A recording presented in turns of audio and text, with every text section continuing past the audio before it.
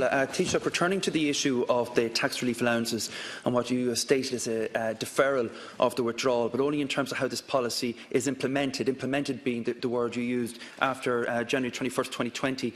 Taoiseach, while this is a kicking of the can down the road, it still does not address the key issue here for the thousands of workers. And one major sector within the 130 sectors being reviewed is that of Tara Mines in my hometown in Navan, where 700 miners are set to lose the allowance. The allowance for the miners, Taoiseach, is designed for specialised creams and treatment. It's a genuine one for workers in one of the most dangerous and stifling underground conditions. It's hardly an archaic practice, as has been the line I've heard used over the past 24 hours, and it has been in place for 40 years because of the harsh impact on the workers.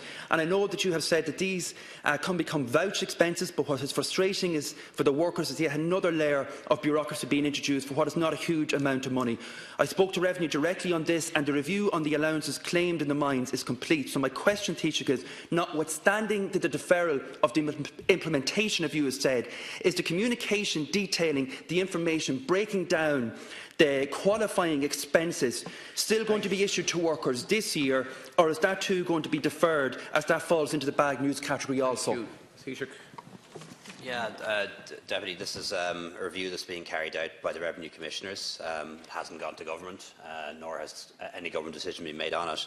And I'm not happy about how this has transpired over the last couple of days, because it has caused enormous unnecessary concern to people that they may be losing their flat rate expenses. And it appears that this is somehow something that Government is looking for or is pushing, which isn't. It's a review that's being done by Revenue. So no changes will be implemented before the 1st of January 2020, if at all, and I'll make sure that any changes are politically proofed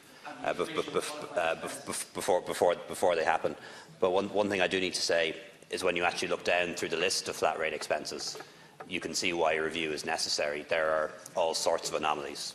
A male cardiac technician gets a different flat rate expense than a female cardiac technician, for example. Thank you, Taoiseach.